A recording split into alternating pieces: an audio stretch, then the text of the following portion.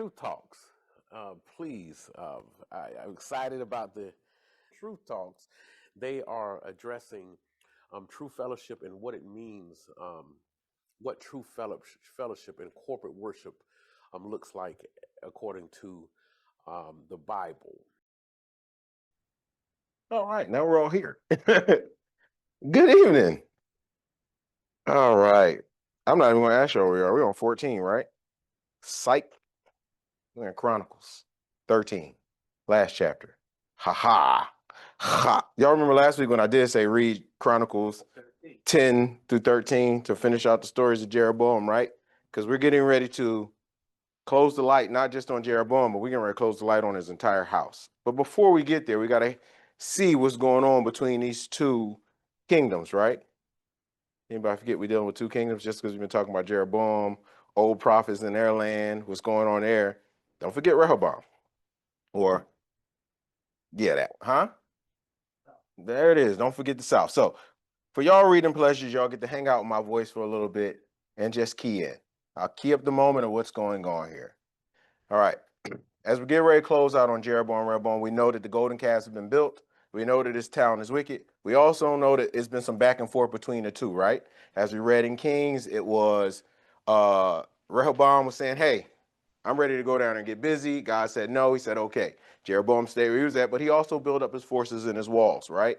So I want you to understand that these two, even though divided, they still had some intertwinings together. And everything that we've just heard about, talked about, the priesthood, the prophets, the land, the golden calves, we're getting ready to see it from the other side. Remember I said it's everything we're seeing it from this side of the kingdom. Well, here, let's take a look at it from the other side. Yes, it's a little later in time with the chroniclers, right? And another thing that when I was studying, and it was a question for myself. And anytime I have a question for myself, it may be a question for others, so I ask it out loud. What are, and some people's scriptures, it might say, if you read ahead, it said the Chronicles of Jeroboam can be found. It can be found in the Chronicles, right? Some says Anal, right? All right, so I went and dug. I said, is this the same Chronicles that's in the Bible? Because it's written later. That would be something that could kind of throw your whole thought process offline. How is this written? And they talk about it being written as something that came years later. Somebody even try to drum in and say, oh, that's prophecy. No, let's get it clear. The Anals that they are talking about in these scriptures were destroyed. They cannot be found in history. They cannot be, you can't go back to them because remember, all of this was happening during what? When the world was in controversy. Kingdom was seizing kingdom. And when you seized the kingdom, what was the first thing you did? You destroyed the record of any other kingdom, because if anybody found any part of that part of the kingdom, it could lead to corruption. Oh my goodness, this king did this, and we know this about these kings. Is there any remnants of these kings left? You know, that's why we hear in the scriptures total destruction when they taken over kingdoms, right? So we see that a little bit that played out into Israel history, Israel and Jerusalem, because they were, remember, conquered. And the annals that we hear here are not the Chronicles. But through oral tradition, through history being kept, the Chronicles kept some of the information to what they have. And this is what was going on between these two kings. All right. Now, don't get so much caught up in the year. We're not learning about the specific year. Pay attention to the events and what's being said between them. So I know when I read it the first couple times in my studies, it was like 18 year during the 25th reign of the 38th king. You're like, what does all that mean? We'll get to that. They're saying that these kingdoms timeline basically lined up, and while this king was ruling, another king was ruling. But you got to be careful because some of these kings like to keep the same names. That is a historical tradition that came from way back. That's why a lot of people thought Pharaoh never died, because they just kept naming everybody after Pharaoh. And really, that wasn't even their names. You go look back up, it says, what was this Pharaoh name? They actually have a name. But for the majority part, they referred to him by Pharaoh, or the king of Egypt. So let's get into some of these things. Just bear with me here. Now in the 18th year of Jeroboam, and I'm reading from 2 Chronicles 13. Now, because all of Chronicles 11 and 12 pretty much just told about Jeroboam building the calves, a little bit of what was going on, Rehoboam up in the other kingdom, how he was maintaining the faith. Rehoboam was doing what he was supposed to be doing up there in Jerusalem. And as you read this story right now, that is true, right? If we put these two stories side by side, what we read in Kings And what I'm getting ready to in Chronicles, we shouldn't have any stains on Rehoboam. He actually listened. God said, don't attack your brother, and he did it. So right now, we see that this is the side that's being spoke to. Now, in the 18th year of King Jeroboam, in being Abijah to reign over Judah. So we're talking about a little change here, but we're still talking about the line of things that's coming, because you hear him say Judah, right? All right, he reigned 3 years in Jerusalem. His mother's name was also Micaiah. They're talking from the other side. What side are we talking from there? The northern or the southern side? We're talking from the southern side. All right, here we go. And the daughter Micaiah of Uriel of Gibeah. And there was between Abijah and Jeroboam, and Abijah set in a battle array with an army of valiant men, even 400 chosen men. Jeroboam also set a battle array. So remember those fights that they was talking about that was going on between them? We see that the kingdoms are setting up battle arrays. And the reason why I'm reading this right here, and we're hearing a different king's name, because we're going to start seeing some new kings. Thrones are going to be changing hands. All right. Battle array 800, and Abijah stood up on Mount Zimarar, which is the mountain of Ephraim. We're going to start talking about new lands, but these lands are named after people that we know from the old, right? When they're talking about Ephraim, they're talking about a whole region, but a region of people that live there. So this mountain that they set up, these are in the lands of their people, right? This battle is not just going on in foreign land. This is civil war tearing apart the country internally because it already moved to another land. Judah and Israel, and probably for the majority, are now battling in Ephraim, which is all still part of that land. But you see the internal conflict, because Ephraim would have had what? When the 10 tribes separated, they would have had leaders in that area. So keep in mind these things that go on when we start to hear about Ephraim later on in the scriptures. Like, wow, why did this was so easy for them to fight in this land? All right. And he said, hear me, Jeroboam and all of Israel. Ought ye not know that the Lord God of Israel gave kingdom of Israel over to David forever, and even to him and his sons by the covenant of salt?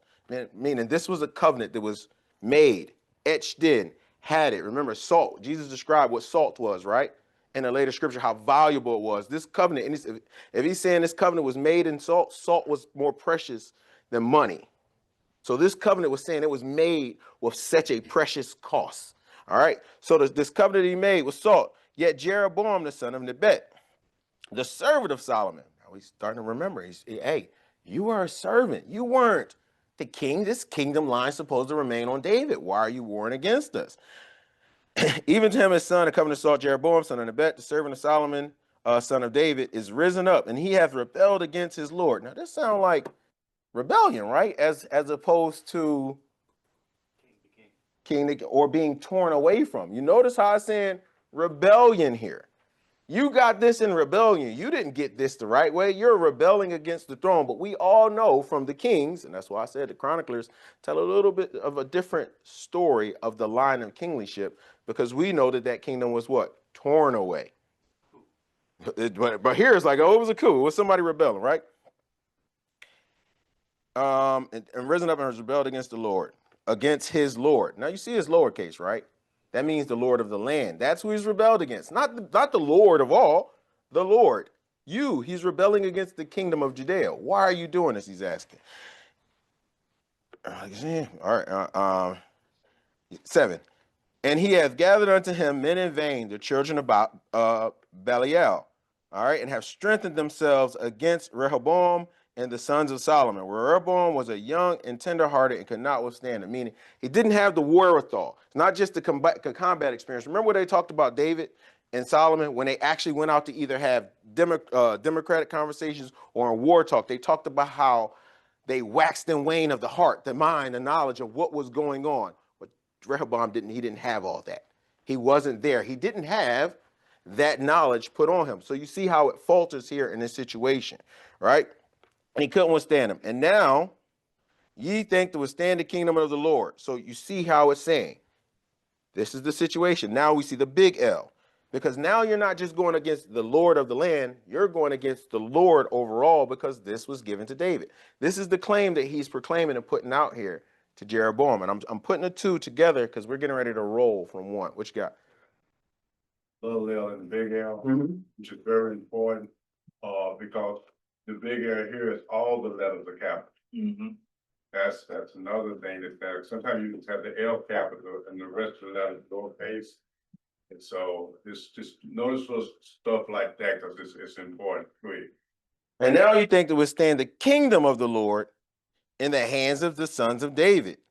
And ye be a great multitude, and there are you with you golden calves. Stop. So we know that this point is happening after the other point we just talked about, because the bringing the golden calves with them to battle was kind of like what they did with the ark, right? The Ark of the Covenant. So he brought his golden calves to battle. So everybody who is there in support of this battle is in support of blasphemy, because we get into that too. All right, said you brought your golden calves with you to battle. Make sure I keep up with it. Golden calves which Jeroboam made for your God. He's proclaiming to the people, like, listen, you men are coming up against a vain fight. I'm one of David's line. It's been promised to me to sit here forever. Also, you come here bringing gods that aren't gods. They're idols, worthless. But you are going up against the kingdom of the Lord. He's telling them this, explaining it. And we have not forsaken him. On this side of the table, there the we. But, hold on. We haven't, oh, here we go. I want to lose it. I wish I had bigger letter. I wish I'm gonna figure that out when I leave here tonight. Made for golden calves and made for your God. Have ye not cast out the priests of the Lord? Again, big L. Remember, all of the priests did what? We know they gone. Now you see how these stories are like, wait, we're getting the whole thing. But never take away what you know, even though this is being written later. This is not to discredit. This is so your mind captures the whole story. So when you're reading about Rehoboam and this part, you're like, yes, he's doing great. But don't forget what you already know. You see what I'm saying? This is how catching the whole picture of seeing how these battles play out in these pages, right? So now he's saying you brought some false gods up here. You brought some false priests and the ones you made after you kicked out the priests of the Lord, the sons of Aaron. I'm in 9. And the Levites, and had made priests after the manner of the nations of other lands. So we see he didn't just make priests. He made priests after the other nations, which meant he didn't just say, I'm making priests to worship here at this calf. He made priests of the temple of Baal, the temple of Asherah, the temple of whoever other gods that was in his area, because this is the thing. If I can get them to come in and worship, I can strengthen my army. I can eventually get sides with these people. We're going to see how that play out of those who made the 15, where people start making agreements now. But you see how this is playing out. Exactly how the Lord is saying it's going to go. No matter what side of the story I'm reading, you still see how it's playing out. All right, so you made the priests, out of anybody from around. Where I'm at 9. Priest manner of nations. So whatsoever so whoever comes there to concentrate himself with young bullocks, 7 rams, and the same may be the priest of them that are no gods. So in other words, this king is making a decree saying, even if people came to do the right thing here, they're not doing it to any god. They might as well go outside, chop a bull up, throw it in the air, stomp on it, walk around, because it would be better than taking it to the temple. Because if they do that, they're consecrating themselves with evil. You see what he's saying to him here? He's laying this whole thing out from this side, the southern side that right now stands and say, we can say this because we're not doing the things you do. We got the priests of Aaron. Again, you hear it? They're screaming their righteousness from their side. We got the priests of Aaron. We got the ark on our side. We are the holy city. You guys have made it. And all of these accusations are righteous. How many are wrong? Not one thing that they're accusing them are is wrong. But do you see the haughtiness in this? Again, I say that just in conversation, right? Because the haughtiness is not saying that what he's saying is wrong from either side. It's how he's proclaiming it, but we know the rest of the story. So this to someone else, like, man, he's really talking about how good they are, how much effort they're putting in for Jerusalem to be this perfect place. But this is just from his side of the story. We know the whole story, which God gives us through the kings so we can follow it. These are the chronicles that came after the city was destroyed. And it wouldn't have been imperative to write a narrative to where the kings were just horrible and rancid people, but you couldn't hide some of the things that they did. So a lot of it is intertwined in the story of the chroniclers. All right, let's continue. All right, so they ain't got no God. But as for us, now it's our claim. But as for us, the Lord is our God, and we have not forsaken him. The priests, which minister unto the Lord, are the sons of Aaron. Remember what I told you, they're claiming, they're making a claim in this statement. And the Levites wait upon their business, meaning we still have the Levites running the temple. And they burn unto the Lord, not sacrificing to false gods like you do. Every morning and every evening, burnt sacrifice of sweet incense. The showbread is also there, and they put on a pure table, the candlesticks, basically all of the service, right? Everything is going to say, for we keep the charge of the Lord our God. And I'm jumping through it really fast here. But ye have forsaken him. This is something that he's making a decree, not only as they setting up in battle, he's telling them, he's saying this out loud. So how they used to do wars back in the day, anybody ever see that movie Alexander?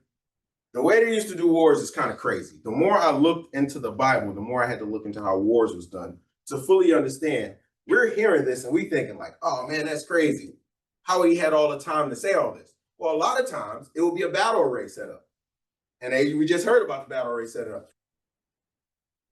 Army, which has ears. 100% ears, unless they got them chopped off, or the general told them, hey, sear all your ears so you don't hear what the enemy say and make you a better fighter. Trust me, it happens. But these people have ears. So everything that's being said to Jeroboam is really being said to who? To all the men of Israel. It's kind of like a warning shot across the bow. I'm warning anybody that is on this side of the table, there is nothing but destruction for you over there. But if you are on this side where the Lord is, you shall be saved. Simple message, right? But you gotta kind of see it. He's telling them, this is where the Lord is. That's not where the Lord is. If you're fighting over on that side, you're not fighting with the Lord. You're fighting with bulls and calves that was created by his hands. There is no victory. And why is that important that he's pointing that out? Draw some of the people, but what does it play in a historic wise? What is the reverse? What did Jerusalem used to do before they got settled? Before they actually planted themselves there, or God planted them there, because it's funny, because later on you're going to say, I ripped Israel up, planted out the dirt, kicked them across the water. But before we got there, what did they do? When they went out to battle, people died. I remember God died touching it when he wasn't supposed to. The ark. These people they have set their mind up to believe they have an ark, and they're reminding them, no, there is no God with you because God is over here with us. That is the reminder that's being given to everybody, but directed at Jeroboam. This is a call out to Israel. Put down your arms, come home. This is where we are. He told them, we're brothers. Don't fight us. What are you doing? Now, we're up in the mountain lands of our other brothers fighting. What are we doing? And we start to see that this cry has no effect on Israel. All right? No effect on Israel. All right, here we go. He talked about them burning theirs. I should just go ahead and bookmark this and make it easy for myself. Did we make it to 12? Yep, we're at 12. All right. And behold, God himself is with us for our captain. Man, it just doubled down. Not only is this army out here, not only is he with us, he stepped up to the battlefield. He's our captain. And our priests with sounding trumpets to cry alarm against you, O children of Israel. Fight ye not against the Lord God of your fathers, for ye shall not prosper. You see what it's doing there? He's reminding them of all the things that you're up against, that you don't understand. By building your golden calves and leading these people in the wrong direction, you're going up against God. Even if Rehoboam is 100% over there waiting for his throne to be, adjudicated? Ain't that the word? Where it is vacant? Take it out. I think that's the right word for it. Waiting for his throne to be cleared. Yet, God is still in favor of who? David, for sure. But he's in favor of who? At this moment. There's two people. So God ain't in favor of Jeroboam. When Jeroboam's up out of here. His favor is on Rehoboam in this instant. He can say that. I have God, you don't, because that's a fact. But we know that the kingdom was torn away from him, and that's how he got the throne, got this position in the first place. So we know that what's being said has a little bit more sauce to it. Let's continue. Oh, no. Oh, it went to 14. Was that it? It skipped on me. Mine jumped. That's what I get for touching stuff. All right, where we at? 13. But Jeroboam caused an ambushment to come out behind him. So he talking. They already trying to jump him. So they were before Judah, and the ambushment was behind them. And when Judah looked back, behold, the battle was before and behind. Now, when they're saying Judah, y'all do know what they're talking about, right? Not a person, as a whole. All right, so Judah's out. All right. And you look back and behold, the battle was before and behind them. And they cried unto the Lord, and the priest sounded the trumpet, and the men of Judah gave a shout. And as the men of Judah shouted, it came to pass. And God smote Jeroboam and Israel before Abijah and Judah. And the children of Israel fled before Judah, and God delivered them into their hands. And Abijah and the people slew them with great slaughter. So there fell down of Israel 500,000 chosen men. Thus the children of Israel were brought under at that time, and the children of Judah prevailed, because they relied upon God of their father. And Abijah pursued Jeroboam, and he took the cities from him, Bethel, and the towns, therefore, and Jeshana, there you go, with the two towns, and Ephraim within the towns thereof. Neither did Jeroboam recover strength again in the days of Abijah, and the Lord struck him, and he died. But Abijah waxed mighty, and married 14 wives, and begat 22 sons and 6 daughters. And the rest of the acts of Abijah,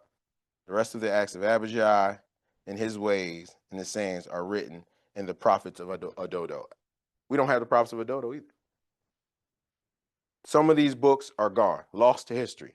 But we know that they would have spoke to some of the things that we see, because this one say this is where you will find the stuff by Abijah. Remember, the prophets were keeping documents during this because those were the ones that was talking to God. Those was on writing. That's why we see the kings switch over and go directly into the prophets, right? Because a lot of the prophets were the ones that was doing the main talking, because who was God talking to in those moments? We're going to see the change even from here. It's going to get kind of conversational between the kings, and this is going to be like, boom, here's Elijah. And then, we're just going to roll with Elijah and then Elisha. And then you see what I'm saying? And then we're going to probably spread out around the Bible to get to a couple more of these other places. But nevertheless, now we can start 14. Because now 14 should make sense to what's going on with the first. Yeah. That's their First Kings? 14. I'm sorry. Whew. We're back in Kings. It's a lot of moving around. I had my bookmarker. First Kings. All right. Chapter 14. Now we can get cooking in chapter 14. I'm going to have them both open on here because I need double vision.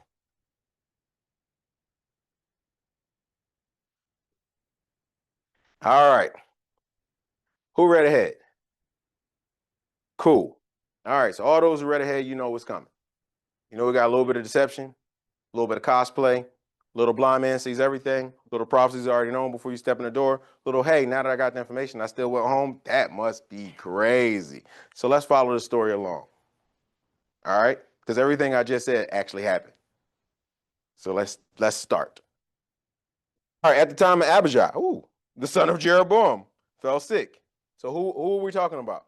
Whose time is this? And Abijah is his what? Son. All right, so listen. Watch out for these names because they all sound the same. Absalom. I was saying Absalom, but I know it's not Absalom. You get where I'm going with here? So when we hear these names, stay where it's at. Catch it early. Catch it early in the game. This is Abijah, the son of Jeroboam. All right, so we're talking about the Jeroboam family. I want to keep it in place. So what kingdom are we in? All right, we're up in the north. So the north still got some dysfunction because we are still talking about the north. All right. So Abijah, in this time, his son, Jeroboam's son, fell sick. All right. And Jeroboam said to his wife, arise, go to Shiloh. Dress up, though. Why dress up? Dress up. Cosplay. Remember I told you some cosplay was coming? Why dress up? Because this is the thing. If it was just a disguise, what was said by the prophet wouldn't have been, think about it. Why is she disguised? And why he didn't go? Because where's Shiloh? Where's this prophet at? These are the questions I ask myself, because if she just getting up going into disguise, man, it don't make no sense. But these are warring kingdoms. You see what I'm saying? Now we see why he didn't go, because this is after the golden cattle. This is after the battle. This is after the fall. Now my son is sick, but I got to go up here and get some word from God. I can't go because my head is on the platter because I just went up against these kingdoms. Things ain't right. So this is what I got to do with my wife. I have to disguise her so she looks like someone who moves throughout Judea, out throughout where the lands where the priests are, the people are. You see what I'm saying? So now, go ahead. Abijah gave him good news prior to now. And he's hoping he's going to get good news now. And you ask the question, why did he send his wife? Because he's been a bad boy. He's been disobedient. So he sends his wife hoping that since it's his wife, like you said, disguised, that she would get good news. You know? Oh yeah. Because this is the same guy I think that toured the garments. Oh yeah. We're gonna get to that. It's gonna explain all that. It's gonna explain the fact that this is the guy that tore the garment. This is the guy that knew she was coming. Remember what I said? Cosplay. We're in a cosplay stage. We're finding out why she's playing dress up. Because the land she's going into is enemy land. But the favor she needs from is the same God that was on the other side of the battlefield. He knows that he can't go there for death. Remember what they said. We're afraid that people will not worship here. All of this stuff is coming back. It hasn't left our memory if you've been listening. So now he's afraid of death. Send my wife, but she can't go out into the land because who knows what they may do, because Judea might be good, but remember, we haven't really heard all of what's going on in the land yet. We just know what's going on the battlefields and how they're conducting themselves in the name of the Lord, right? Anybody hear anything different? So this cosplay right now for safety, for disguise measurements, for so nobody recognizing. So a lot of things can happen, and it's funny. Nobody recognized her, probably one of the most prominent women at that time, being the king's wife or the king of Israel. Nobody recognized her but a blind man. Stick with me here. What you got? It's amazing that he said it. See, he has his own, he has those gods that he was looking at, his idols and stuff. He can't trust, he doesn't trust them. He sent him to the true God to get what he needs. As Al said, to get information from him. Y'all return to the true God. Y'all remember? There was some questions floating around when we was building this golden cattle, right? And one of the questions that was asked probably was like, really one of them questions that like, man, that was a good question. Hopefully everybody hold on to it. It wasn't even me to ask, but I remember. Do you think he believed in those guys in the first place? So it's no shock that he's sending there. When he even went out to battle, the whole conversation about that was to remind not just him, not the people fighting, but him, like, yo, bro, you know those aren't real. You used to be over here with us. It's like somebody saying, like, 2 minutes, they come in there like, man, I love red annihilators. And then somebody come in and be like,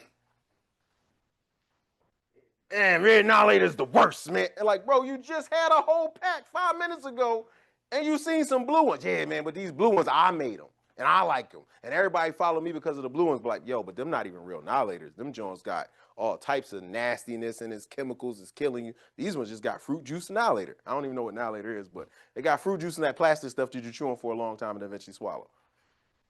Nah, annihilator's just, yeah, it is. You got it. But what I'm saying is, he literally betrayed the truth. Now he needs the truth to give him some answers. He knows the golden cattle were never the truth. We know this. But since he has rejected God. Oh, he rejected them, yeah. But the thing, he rejected God. Rejected God. The true rejected God. Country. That's why he can't go in there. He can't. He can't. He has a ban. Rejected God, rejected country, got your men killed. Yeah, they probably don't want to see you over there. In fact, you have to think, They just had a war. A war. Like, he can't just walk up in here, and his wife going there is at a risk. She looks like and the word there in most people's Bible is stranger, right? He asked her, because, right, she said, all right, my son is dying, baby girl. I'm paraphrasing here. Follow me in the scriptures if you want. He's sitting there looking sad. Come on, man. I'm going to go back and read it. But just stick with me. Stick with, you know, sometimes, you know, we forget that these scriptures, they might not have these emotions that I'm displaying, but it had to be an emotional day that day. Your son is there, high fever or whatever it may be. It doesn't say, but a lot of times it was a fever or some type of disease that was unexplained. And we know this because he's asking for help, which means he probably did. We don't know if he went to all them other people, but we do know it's a tense moment between a husband and a wife. He's asking his wife, look, son is dying. I know these golden cattle, they're worthless. They've been worthless. Can't say he's saying this, but this is a feeling for me. They're worthless. All right? Now listen, I know we just got in a big conflict with the king up there. And we know where the prophets reside. We know where the priests reside because we know these bums down here, they can't prophesize anything. They up here too busy lying to people getting ate by lions, and now look at us. Remember, this would have been known in the land. The lion and the donkey, don't forget, they were just sitting next to each other the last chapter, which has already shown that he knows his prophets is worthless. He knows destruction is coming. So all this being known to him, he said, I gotta shoot a wild card. No, I gotta ask for a wild card. Hey, baby girl. Yeah, he definitely ain't gonna reach their hand out. But this time he say, hey, why don't you dress up like you're from a foreign land? Stranger not meaning what we think. Stranger meaning unrecognizable to Israel or Judah. Why don't you dress up like a foreign land? Nobody will know. And at least you can go up here. Because when they would send people, it was go inquire what the seer has said, or what God has said to the seer about me. So he was just saying, go up there and inquire. Ask him what's going on with our son. And she said, well, sure. I'll dress up like maybe an Egyptian, maybe a Canaanite, maybe a Philistine, maybe anything. She could have dressed up like whatever it was in that disguise because the land was now being so infiltrated, anybody could come in. But she got to him, right? She finally made it there after playing cosplay. All right, let's go, because I don't want y'all to just think I'm just out here making stuff up. No, all right, here we go. And Jeroboam, let's not go too far. Let's start. All right. Verse 2. And Jeroboam said to his wife, arise, I pray thee, and disguise thyself, that thou, this King James. Let me see. I like that verse 2. We'll keep him. That thou be not known to be the wife of who? Right. So it had nothing to do with anything else. Her whole disguise was so that nobody would know what? That she wasn't the wife of. Nobody can know that because they hate me. Like, I'm not liked up there where I'm sending you. I'm sending my wife into a war zone. Dressed up like a stranger with the hopes that she'll get some good news about a child from God that has already told me. And I'm pretty much, well, he hasn't told him yet. Actually, the kingdom has been decreed that things are going to happen. So I don't want to put the cart in front of the horse. All right. And she did it. She dressed up so nobody would know. And he said, get thee to Shiloh. Hurry up, lady. Get out there. And behold, Abijah the prophet, which told me that I should be the king over this people. And take with thee 10 loaves and some crackle and some honey, and go to him and tell him what, and he shall tell thee what shall become of the child. Try to send him a bride, sending your wife as a stranger, sending your wife into foreign territory. And we ain't got out of these, verse 3. So she's already on this mission. Now let's switch over. Now Jeroboam's wife did so. So she arose, she got dressed, and she went to Shiloh. And she came to the house of Ahijah. Let's throw the J in there. Ahijah. All right. So she's in this town. She finds him. But let's think about what this man was doing prior to. So he's sitting there. He's up in years. Some time has passed. And he's sitting there. And he's just, hey, man, I really can't see all that good anymore. But, God is good to me. And him and God is talking. Yeah, don't worry about it. Hi, man. Yeah, man, things good. Hey, by the way, you remember Jeroboam? Yeah, I remember Jeroboam. That motor scooter, man, he let us all down. Don't worry about it. I got a message for him. What message? Soon as his wife stepped in there, let her know her son is going to die. Hold up, wait a minute. Just that quick? If you notice, the prophets was always getting like some messages like, I got to tell her son going to die. Like, soon as she walks through the door, I don't get to be like, hey, you want some tea and crimpets? I got to just be like, shout out, your son did. All right, thanks for coming. Oh, and by the way, your husband who had the kingdom, don't worry about that. He did totally horrible. He dropped the ball. And remember that whole thing we had with David? Don't worry about that either. I don't like none of y'all. Give me a couple years. I'm sending my son. Basically, that's what it's.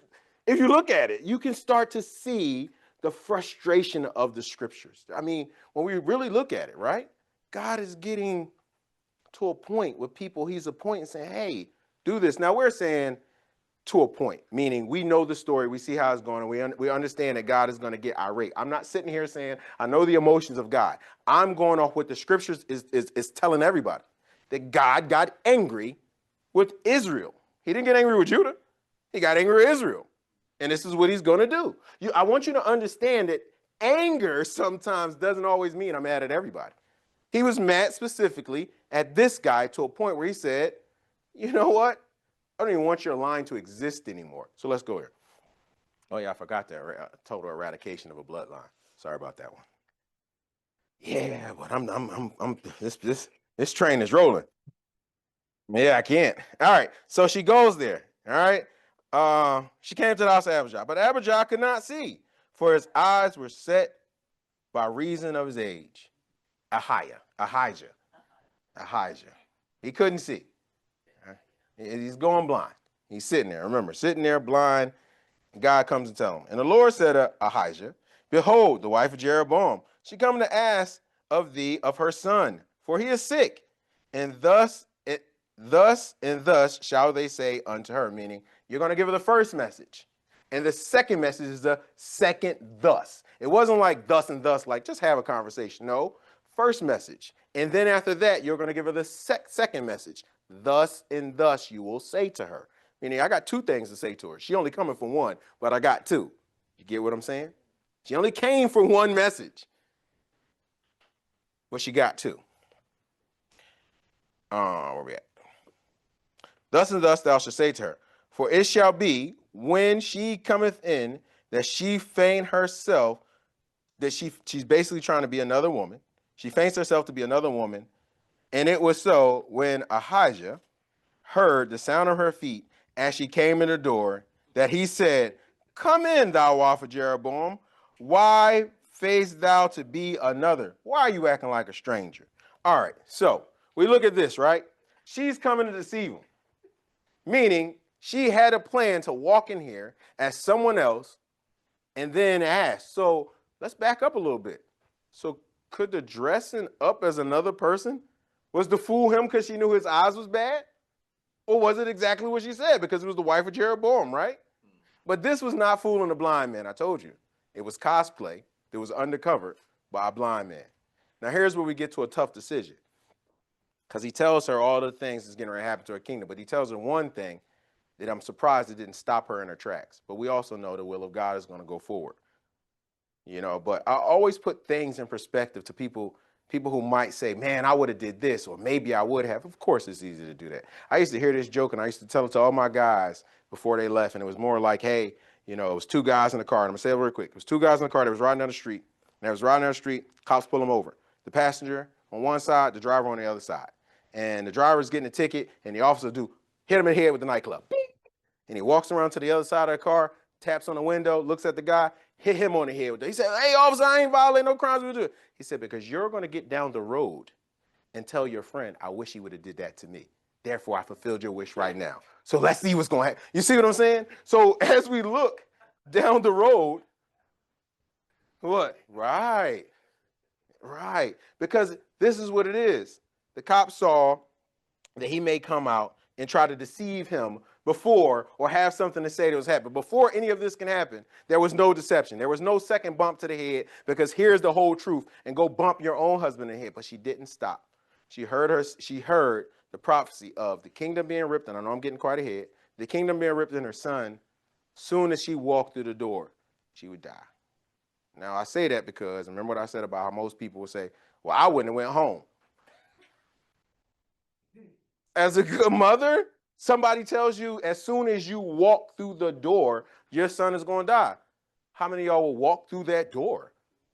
Everybody in here would probably say, man, I wouldn't walk through that door. You know, if I heard something like that, I'll move to Antarctica and cut my feet off. I got it, but he's alive, right? Like that's what the mind would tell us that sometimes we read the scriptures like, man, I wouldn't walk through that door. No, but guess what? She could not walk through the door, just like she couldn't hide who she was, just like the kingdom's not. You see how all of this stuff, we could say what we feel that we wouldn't do, but the truth is we would have did it. We would have went back home. We'd have dressed up because this is the will of the Lord that we're reading. We're not reading something that we can sit here and pick and pull apart and say where our feelings are, but it's good to have those conversations. Because in tune and feeling, we all would have said we wouldn't have. Who would have heard that type of news saying somebody is telling you that your son is going to die as soon as you walk through the door? You would walk through the door? Common sense would try to avoid getting through that door at all costs. We sit here and we read the scripture and we're like, yeah, but the feeling of knowing the story, the pressure of what she's going through is some things that we understand by reading the scriptures. We see this pressure on. Go ahead. President, he knew that had it not been for the plan of God for his life, he wouldn't have went to prison. And so for this woman, she stepped back in her land, and she couldn't have stepped back in her land except that it was the plan of God before the foundation of the world. She wouldn't have made it out in of town. hindsight, we understand, fulfillment of prophecy. All right, so we're at 6. And so it was when Ahijah heard the sound of her feet as she came in the door, that he said, come in, thou wife of Jeroboam. Why they face to be another? Why are you trying to dress up like a stranger? For I am sent to thee with heavy tidings, meaning I'm coming to tell you something that's happening heavy in my life, right? But no, that's not what it was. Who's giving the heavy tidings? He is. She came to ask something, but he flipped the script. Before you even get in here and say anything, I come to you with heavy tidings. Wait a minute, I came to ask you a question. I got dust and dust. I got some dust to tell you first. And here's the first dust. Heavy tidings. Go tell Jeroboam, thus said the Lord God of Israel. Remember, now he's being very specific. The Lord God of Israel. Talk to Israel. Lord God of Israel. For as much as I exalted thee from amongst the people, meaning I took you from them servants, and made thee a prince over my people. So what is he? Is he a prince or a king? It's the writing. King. Because God made him kingly, but God is saying a prince in the sense of his authority. I made you a prince over my kingdom. Y'all get what I'm saying here? God is delivering a message, reminder that yes, the kings, when they talk to each other, they can say they kings. Oh, I'm a king and I rule kingly and I'm the king of kings and can't nobody do nothing to me because I'm the king, super king, king. But when it comes to God, he reminds them, you're just princes. You're my children, my sons in this evolution. I made you the prince over Israel. And yet you forgot who was the Lord of the land, the master, the king of all. I gave y'all what y'all wanted back in Samuel. But right now I'm reminding you that you're just a prince in this game. All right. Anybody think things say any difference in prince? All right. Leader, ruler. In other words, it's not, you're what I made you. Because he's getting ready to start to reflect on everything that he did before. All right. I'm going and rent the kingdom away from the house of David. I took it as a whole and gave it to thee. And yet thou hast not been as my servant David, who kept my command, and who followed me with all his heart, to do only that which was right in my eyes, but has done evil above all that were before thee, meaning your fathers, you topped them. For thou hast gone and made thee another god, a molten image, and provoked me to anger, and hast cast me behind thy back. Therefore, behold, I will bring evil upon the house of Jeroboam, and will cut off Jeroboam and every male person. Hold on.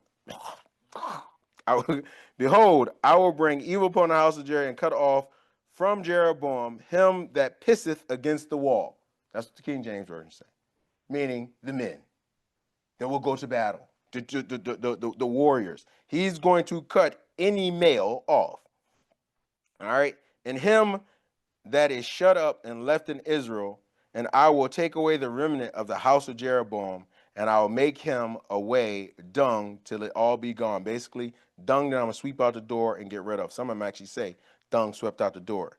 He that dieth of Jeroboam, he that dieth of Jeroboam in the city shall the dogs eat, and he that dieth in the field shall the fowls of the air eat, and the Lord has spoken it. So this is it. This is the death sentence for Jeroboam. Not only just the death sentence for your son, which you came hoping that you would get word of the Lord, you have finally come, and now I make the decree or the declaration of your death. Not only have I made a decree and a declaration of your death, again, thus says the Lord, this is how it's going to happen. One of you are going to be licked up by dogs, and the other one's going to be pecked and eaten by crows. Mark my words, it's going to happen to your seed. Questions? All right. So now we're starting to see the Lord's hand heavy with these kings, because Rehoboam ain't off the hook yet. He's just sitting over there chilling, waiting for his part of the conversation. His turn. All right. So we got Jeroboam. His death has been decreed. Now here's the thing. God saying the son, the people had a good report of him. So therefore, he was known as being good in Israel, right? Because we get ready to get to the son. Oh, man, I'm going to enlarge this as soon as I get home. All right.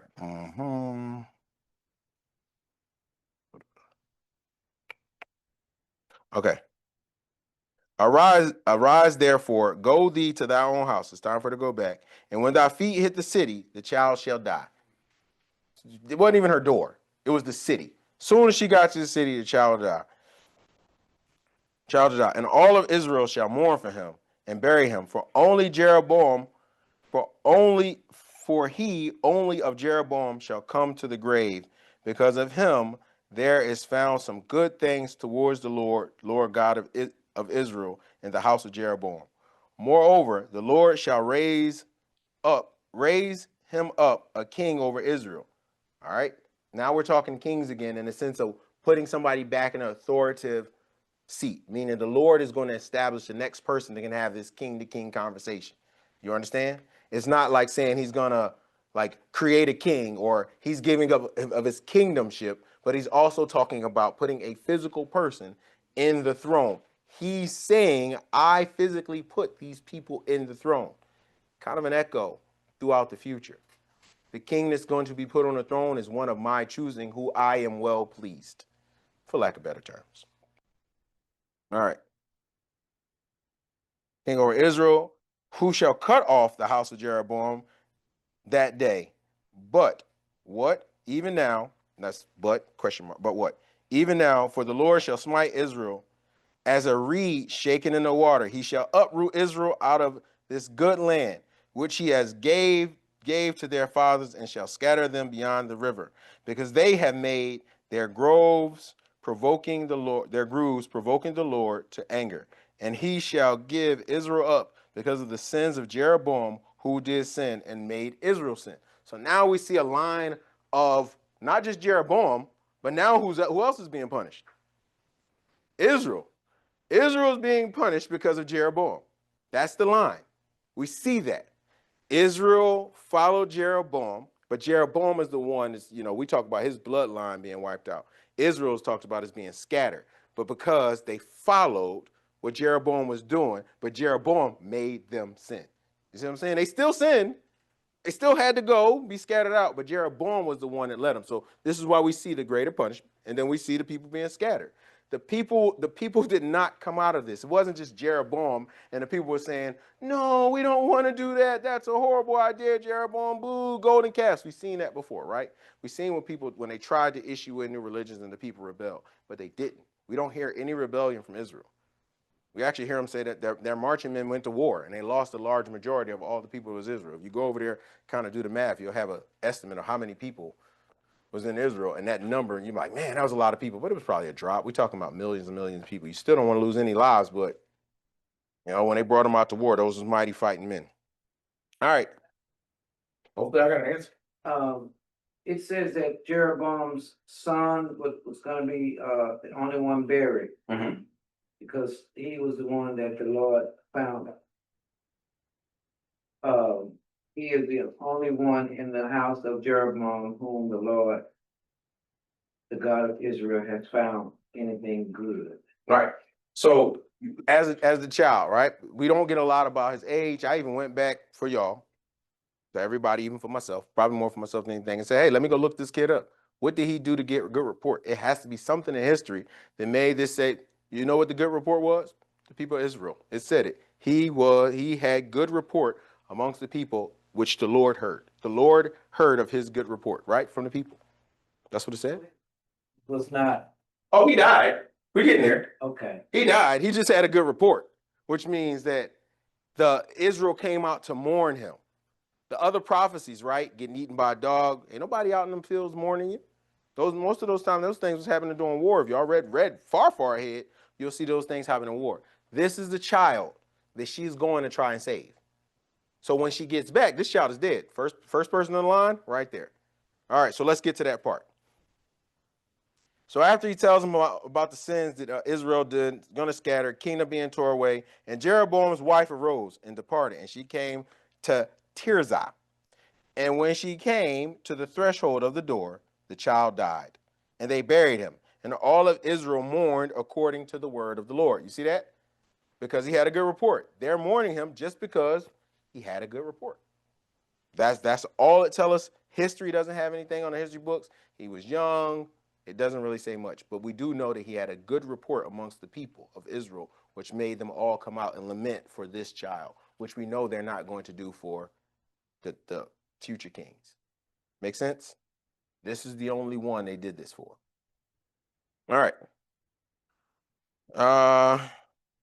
According to the word of the Lord, which spoke by the hand of the servant Ahijah, the prophet, and the rest of the acts of Jeroboam and how he warred and how he reigned. Behold, they are written in the Chronicles, or the Chronicles of the kings of Israel, not the book of Chronicles. This would have been an annal that they would have kept as a record of all the kings. I got a solid 5 minutes and then I'm done. All right, and the rest of the acts of Jeroboam and how he warred and reigned, behold, they are written in the Chronicles of the kings of Israel. They do have things in the Kings and Chronicles you can go and read. We read them. We seen what it was. And the days which Jeroboam reigned were 22 years, and he slept with his fathers, and Nadab his son, and reigned in his stead. So now we see the next king. All right. We talked about the reign of Rehoboam. We talked about, oh no, we really didn't. We just talked about some of the things. Now, since we got 5 minutes, we're going to kind of go a little bit backwards. Remember I said as we get into the books, we're going to be jumping around a little bit, but I'm not going to do too much here on Bible study, kind of like what I did last time. I'm going to come in and talk about a little bit of the Chronicles. All right, so now we're going to talk about Rehoboam. If you go back to Chronicles 12, 1 through 16, you'll get more about Rehoboam, and it'll help us understand what we're going to read next time we come here at 14:21. Look at that. Was buried? Yeah, he was buried with his father. That's what it said. With his father. We'll get there. So he rested with his father. We'll get there. Or he died. He died.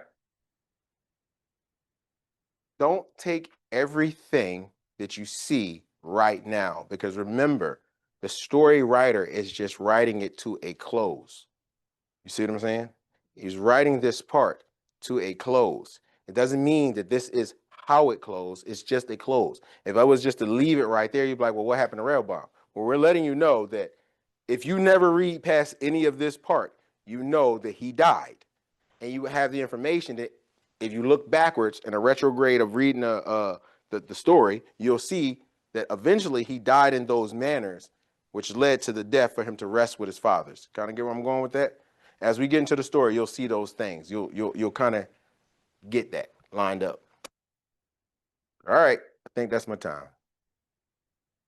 Second Chronicles 12, 1 through 16. It's just gonna, it's real short. Again, this is not the full, all out,